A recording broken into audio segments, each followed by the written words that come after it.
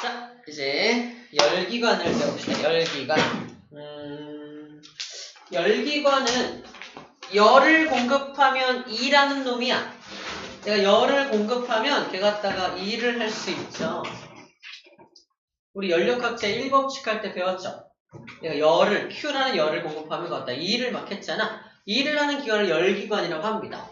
자, 그걸 구조적으로 좀 다르게 표현하면 이게 열기관이야. 얘한테 Q1이라는 열을 공급하는데 고열원, 좀 높은 온도의 열을 공급해야 돼요. 그래야지 이제 이동하면서 일을 할 수 있으니까. 그렇다 일을 합니다. 자, 일을 다 하는 게 아니겠죠. 내가 100의 에너지를 공급한다면 80만큼 일을 했다면 나머지는 빠져나가겠죠. 저열원으로 낮은 에너지 형태로 빠져나갈 겁니다. 그걸 Q2라고 보고 있는 거야. 자, 이게 20이 되겠죠.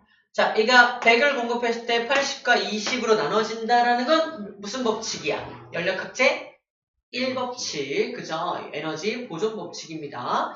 근데 얘가 여기 100의 에너지를 공급했을 때 이를 100을 할 수 없다라는 건 무슨 법칙이야? 연력학제 2법칙인 거죠. 왜? 저열원으로 빠져나가는 게 분명히 존재할 수밖에 없으니까. 그죠? 그래서 열 효율 100%짜리는 아까 만들 수가 없다라고 했었습니다. 자, 그때 열 효율을 구하는 공식이 있는데 내가 Q1을 공급했을 때 얼만큼 일했는지가 열 효율이야. 얘는 지금 열 효율이 얼마일까? 80에 일을 했다면 100을 공급했는데 80만큼 일했으니까 얘는 0.8만큼의 열 효율을 가지는 겁니다. 자, 열 효율을 구할 때 0.8이라고 써야 돼요. 0.8. 자, 문제입니다. 이 녀석의 열 효율을 구해라. 열 효율을 구해라. 그러면은 100 중에 80으로 일을 했으니까 100분의 80, 0.8이라고 말해야 돼. 근데 퀘스천. 열 효율은 똑같은 거야. 열 효율이 몇 퍼센트냐? 라고 물어본다면 여기다 곱하기 뭐 한다? 100을 해서 80%입니다. 라고 대답을 해주는 거야. 열 효율을 구해라 그랬을 때 80%라고 쓰면 안 된다고. 열 효율은 그냥 요 그대로 써줘야 되는 거고 열 효율이 몇 퍼센트냐 라고 했을 때만 100을 곱해가지고 몇 퍼센트라고 말해주는 겁니다. 자, 이제 이렇게 해볼게요. 내가 100의 열을 공급했는데 일을 얼만큼 했는지 몰라. 근데 빠져나간 열이 20이래. 그럼 나는 일 얼만큼 한 거야? 80만큼 한 거지. 일을 구하는 또 다른 방법 뭐다? 첫 번째 Q1에서 빠져나간 Q2를 빼면 일의 양을 구할 수 있다 없다? 가능하겠네. 그래서 여기 1이라는 공식 대신에 Q1 빼기 Q2라고 써준 겁니다. 보이네? 공식이 변형이야. 그때 앞에 거 뒤에 거 이렇게 묶어서 계산하죠. Q1분의 Q1은 1이죠. Q1분의 Q2는 Q1분의 Q2 쓸 수 있겠네요. 그래서 열 효율을 구하는 공식을 1 마이너스 Q1분의 Q2라고 쓸 수도 있을 겁니다. 마지막 공식에 적용해 볼게요. 열 효율이 그럼 얼마냐? 라고 했을 때 열 효율을 구하는 공식이 1 마이너스 Q1분의 Q2니까 1 마이너스 Q1이 100이었죠? 빠져나간 게 20이었죠? 이게 0.2죠? 0.8 딱 똑같이 나오네요. 이런 식으로 구할 수도 있다라고 말을 해주고 있는 겁니다. 자, 이렇게 열기관이 뭔지 그리고 거기서 열 효율을 어떻게 구해내는지에 대해서 잠깐 소개를 했습니다. 어려운 내용은 없습니다. 저렇게 구하면 되는구나. 쉽네. 열 효율을 100%짜리를 만들 수 있다 없다? 만들 수 없다. 그죠? 이유는 연력학제 2법칙에 위배되기 때문입니다. 연력학제 2법칙에 위배되기 때문이에요. 불가능하다. 자, 이게 만약에 100% 열 효율을 가진 녀석은 이런 모습을 갖고 있겠죠. 내가 Q1을 공급했을 때 모두 일을 해서 저열원으로 빠져나가기 전혀 없죠. 이게 아주 이상적인 열기관이겠죠? 이상적인 열기관. 이겠지만 이런 열기관을 만들 수 있다 없다? 만들 수 없다라고 말하고 있는 겁니다. 불가능하다. 왜냐하면 고열원에서 저열원으로 열이 이동할 수밖에 없으니까 열의 특징상 열은 저열원으로 빠져나갈 수밖에 없죠. 그래서 이제 무질서해지고 그다음에 무질서해지고 확률이 높아지고 빠져나가는 확률이 높아지니까 이렇게 여러 가지 표현법으로 또 쓸 수도 있겠네요. 자, 그 다음에 카르노 기관은 뭐냐면, 카르노 기관, 이건 용어야 그냥. 카르노 기관이란, 자, 봐봐. 뭐라고 써져 있어요? 열 효율이 가장 높은 밑줄자 이상적인 열기관을 카르노 기관이라고 합니다. 카르노 기관. 우리의 공학자들이 어떤 열기관을 만들 때 모델을 세워놓고 저 모델에 근사하게 만들어 가고 싶어 할 거 아니야? 거의 열 효율 100%에 비슷하게 막 하기 위해서 노력할 거 아니에요? 그때 어떤 모델, 저렇게 되고 싶어, 저런 걸 만들고 싶어 라는 모델을 만들어 놓은 것이 카르노 기관이다 라고 생각해 주면 됩니다. 이때는 좀 공식을 조금 다르게 쓰는 원리 똑같아요. 내가 Q1을 공급했을 때 Q2로 빠져나갔잖아. 그치? 이런 식으로 표현하지 않고 이때는 고열원의 온도가 T1이고 저 열원의 온도를 T2라고 한다면 T1을 공급한 것 중에서 그 중에서 E란 양을 가지고 이제 이게 100%가 나와요. 100이 나와야 되는 거죠. 근데 이 W 대신에 뭘 쓸 수 있다? 아까 T1에서 T2를 뺀 값이라고 쓸 수 있겠죠. 이렇게 똑같은 거야. 그때 이제 이거를 하면은 1-T1분의 T2라고 쓸 수가 있겠죠. 그대로 써있죠. 우리 아까 위에서 봤던 그 공식하고 다를 게 없는 겁니다. Q 대신에 T를 써서 구한 것 뿐이에요. 자, 근데 이게 T1분의 T2, 요 값을 뭐로 만들고 싶다는 거야? 0에 가깝게 만들고 싶다는 거야. 즉, T1을 공급했을 때 T2로 빠져나가는 게 거의 없게 만들고 싶은 게 카르노 기관이겠죠. 자, 다시 말해서 열 효율을 얼마와 같게 만들고 싶은 거야? 1이 되게 만들고 싶은 게 카르노 기관이라고 생각하면 됩니다. 아주 이상적인 열기관을 모델링 해놓은 것이다 라고 생각해 주면 되겠어요. 자, 이거 저번에 했던 내용과 연결되는 부분인데, 자, 압력 부피 그래프에서 요 안쪽의 넓이가 의미하는 게 뭐랬죠? A에서 B, B에서 C, C, D 이렇게 한 바퀴 돌아온 순환 과정에서 이 안쪽의 넓이가 의미하는 게 전체적으로 한 1의 양이었죠? 알짜적으로 한 1의 양이었습니다. 1의 양을 저렇게 구해낼 수 있어요. 면적으로 구할 수가 있습니다. 자, 그래서 이거는 뭐 저번에 했던 것들을 이제 복습하는 내용이라서 연결해서 쓴 거고, 자, 이렇게 1을 한 양을, 요 1의 양을 구할 때 요 면적을 가지고 1의 양을 구해낼 수가 있겠네. 저 그래프를 접목해가지고 이 공식에 적용해서 열 효율이 몇 %인지, 열 효율이 얼마인지 구해낼 수도 있겠네요. 그죠? 자, 문제를 통해서 확인해 보면 될 것 같습니다. 자, 그 다음에 마지막 연구기관이라는 말이 나와. 연구기관은 영구적으로 사용할 수 있는 기관을 말합니다. 결론부터 말하면 연구기관은 만들 수 있다 없다? 만들 수 없어요. 영구적으로 움직이는 기관이 어디 있어? 그죠? 언젠가는 다 못 쓰게 될 텐데, 자, 연구기관을 그래서 이렇게 표현합니다. 예를 들어서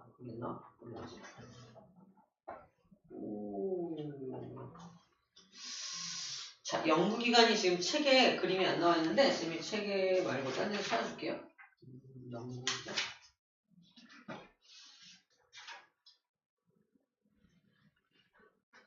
(99쪽에) 12번 문제 봐봐. 99쪽에 12번 문제.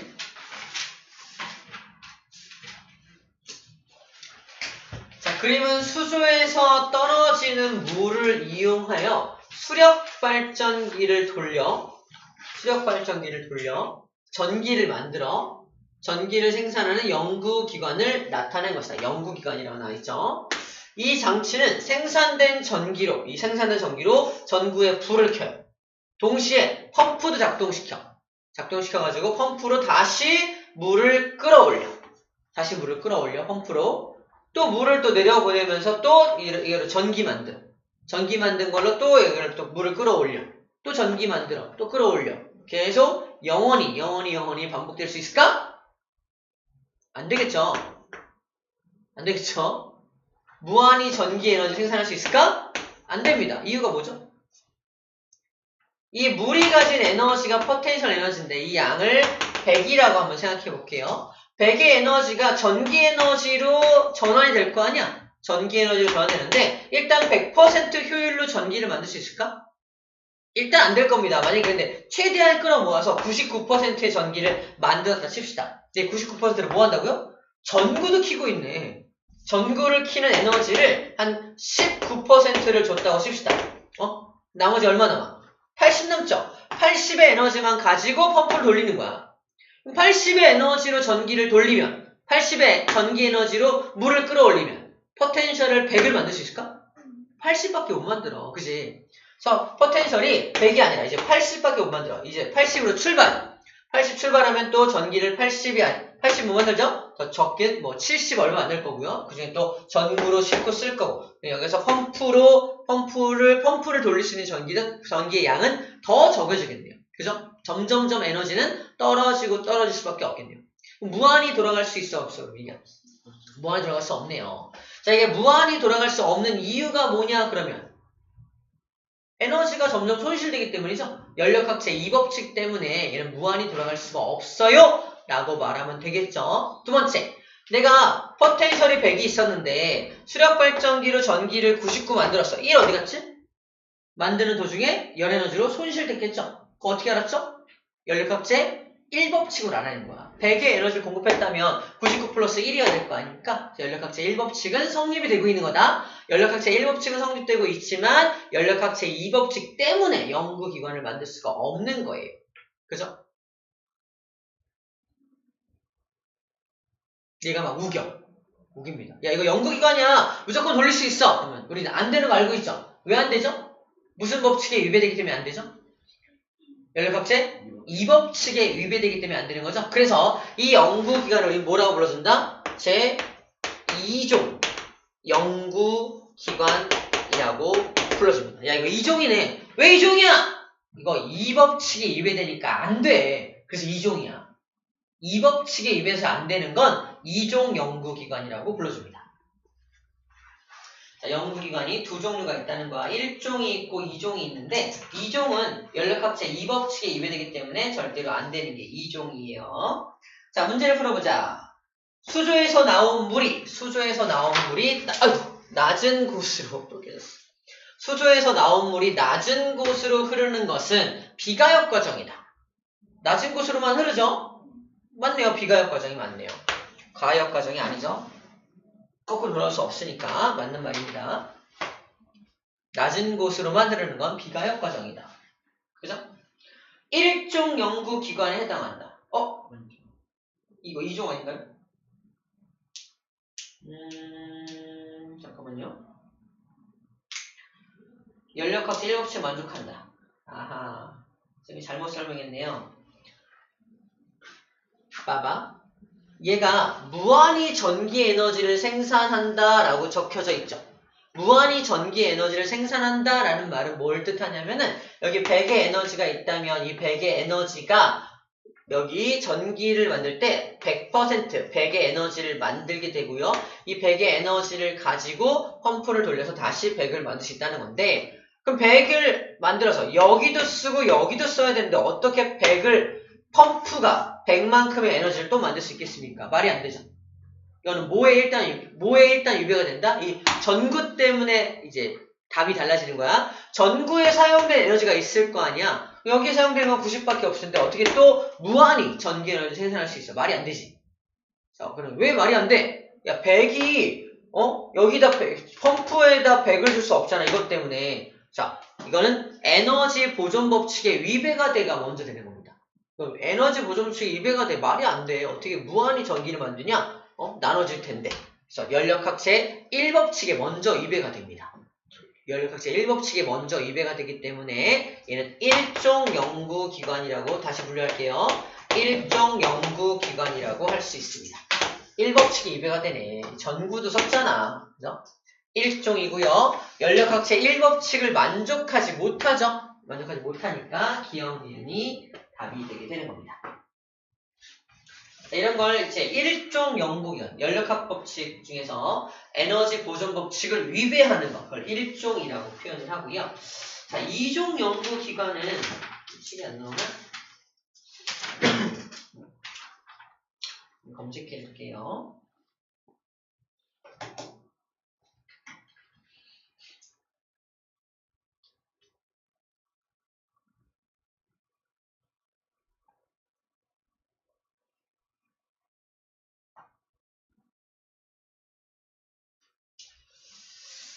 이종 연구기관의 대표적인 내용이 보트가 있네. 보트. 예쁘지 않은 거지만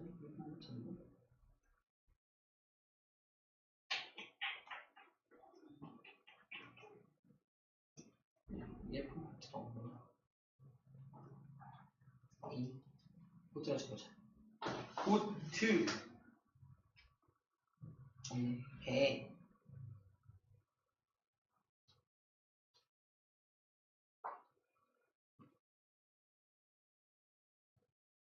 마음에 안 들면 이걸 합시다.